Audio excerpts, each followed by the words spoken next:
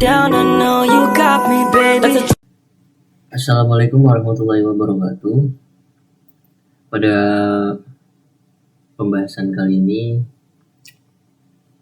saya akan membahas tentang etika dalam kolaborasi pengembangan, Git, GitHub, dan GitLab, etika pull request, fork, dan kontribusi open source. Sebelumnya, perkenalkan, nama saya Muhammad Ar-Rashid dengan nomor induk mahasiswa 140222027 yang akan memaparkan materi pada kali ini.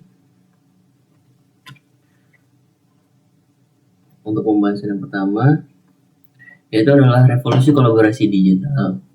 GitHub memiliki 100 juta lebih pengguna dan 420 juta repositori pada tahun 2023. Namun, di balik keterbukaan ini, muncul persoalan etika serius, seperti plagiarisme kode, manipulasi commit history, penyalahgunaan pull request, dan fork tanpa pemahaman lisensi.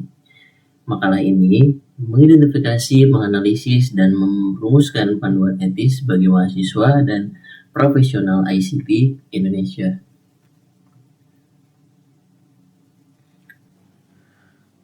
Untuk selanjutnya yaitu adalah 5 prinsip etika utama profesi ICT berdasarkan Kode Etik Aptikom atau ASNI dan ACM Code of Ethics 2018. 5 prinsip fundamental ini menjadi panduan perilaku profesional ICT dalam kolaborasi digital. 1. Ada integritas. 2. Ada tanggung jawab. 3. Ada kejujuran. Dan 4. Ada respect hak orang lain. Dan 5. adalah keadilan. Integritas di sini adalah jujur dan konsisten atau akui sumber kode dan memanipulasi data kontribusi.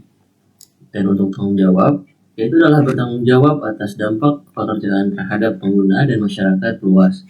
Dan untuk yang ketiga yaitu adalah kejujuran. Laporkan bagaimana secara akurat, jangan ada klaim kredit atas karya orang lain. Dan untuk respect hak orang lain yaitu adalah hormati hak kekayaan intelektual, privasi data, dan kontribusi individu. Dan untuk yang kelima yaitu adalah keadilan. Keadilan di sini adalah memberikan pengakuan proporsional pada pastikan proses review yang adil dan konstruktif. Dan untuk pembahasan selanjutnya yaitu adalah kerangka hukum dan lisensi open source. Di sini ada 3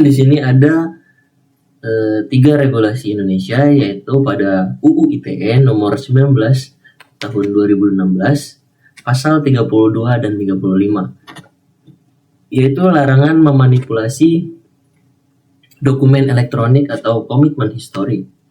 Dan untuk UU Hak Cipta, dan yang kedua adalah UU Hak Cipta nomor 28 tahun 2014 pada pasal 40 yaitu adalah perangkat lunak dilindungi otomatis sejak diekspresikan.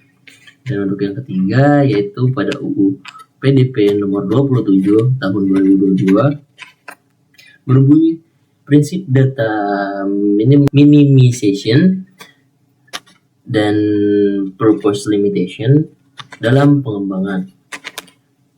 Untuk selanjutnya yaitu ada lisensi open source utama, yaitu ada MIT, ada GPL, ada Apache 2.0, dan ada Creative Commons. Untuk selanjutnya yaitu kita ke pembahasan Git, GitHub, dan GitLab. Pada Git, sistem kontrol versi terdistribusi atau DVCS oleh Linus Torvalds pada tahun 2005, setiap pengembangan memiliki salinan lengkap riwayat repositori. Git rebase dan push force dapat memanipulasi histori praktis tidak etis. Sedangkan pada GitHub, yaitu platform kolaborasi terbesar atau Microsoft pada tahun 2018, fiturnya yaitu adalah pull request, forks, dan issues insights. Ini statistik kontributor menciptakan insentif memanipulasi. Dan untuk yang GitLab, itu adalah platform DevOps open source dapat self-host, memberikan kontrol lebih atas data dan privasi kontributor, namun ekosistem tertutup berpotensi mengurangi transparansi.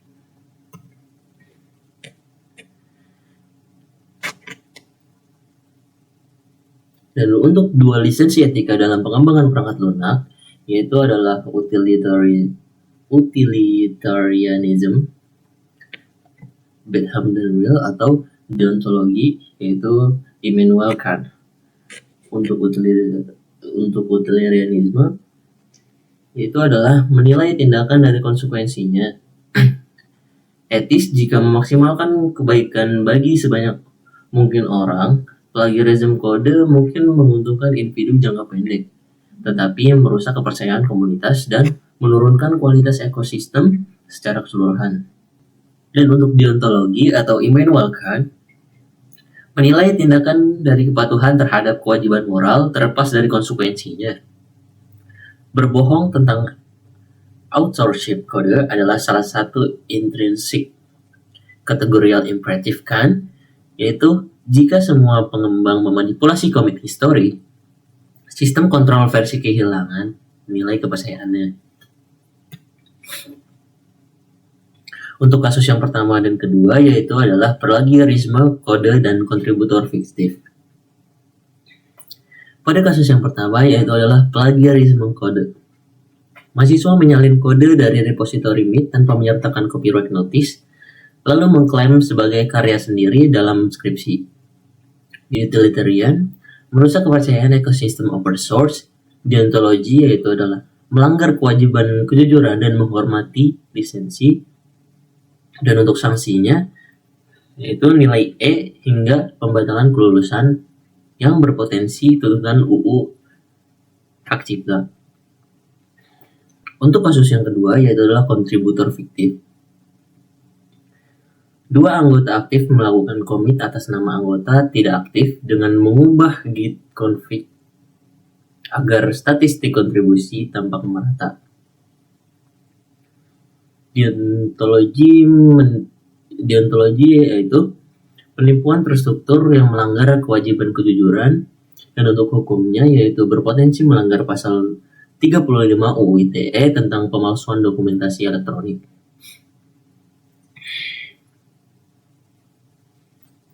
Dan pada kasus 3 dan 4, yaitu adalah pull request plagiat dan fork ilegal. Pada kasus 3, yaitu PR berisi kode plagiat. Pengembang mengirim PR berisi kode dari proyek GPL ke proyek MIT tanpa mengungkapkan asal-usulnya. Jika merge, seluruh proyek terinfeksi lisensi GPL. Dan untuk kasus yang keempat, yaitu ada fork dan konflik kepentingan. Startup melakukan fork proyek GPL v3 lalu menjualnya sebagai perangkat lunak properti tanpa merilis modifikasi.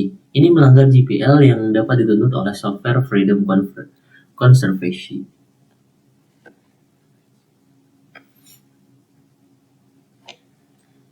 Selanjutnya kita ke rekomendasi praktis. Pada mahasiswa, dianjurkan untuk mempelajari lisensi sebelum menggunakan kode publik. Dan yang kedua, menggunakan alat deteksi dan reuse fossa, seperti reuse atau fossa. Dan yang ketiga, selalu mencantumkan sumber dalam komentar kode. Dan yang keempat adalah jujur dalam portofolio sederhana tapi asli. Dan untuk institusi pendidikan,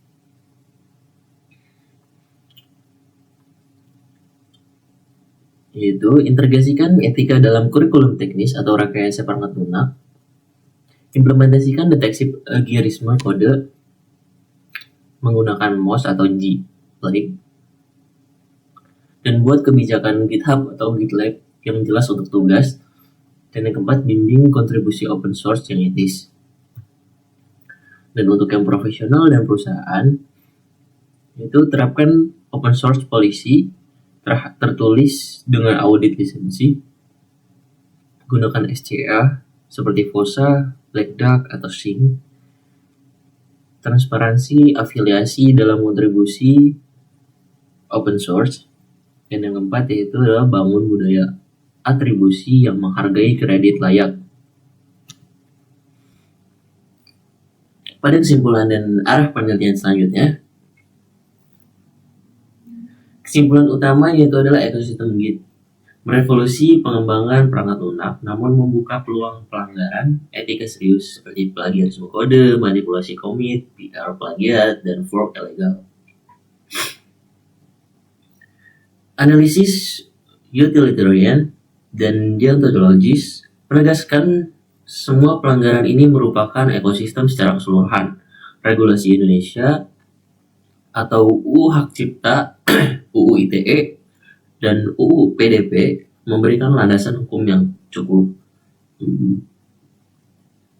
Arah penelitian berikutnya yaitu studi impress prevalensi plagiarisme kode di kampus Indonesia. Yang kedua, panduan etis atau ethical chitset untuk mahasiswa ilmu komputer. Dan yang ketiga, etika dalam AI assisted coding atau GitHub Copilot atau GPT. Dan yang keempat adalah analisis kebijakan open source di perusahaan teknologi Indonesia.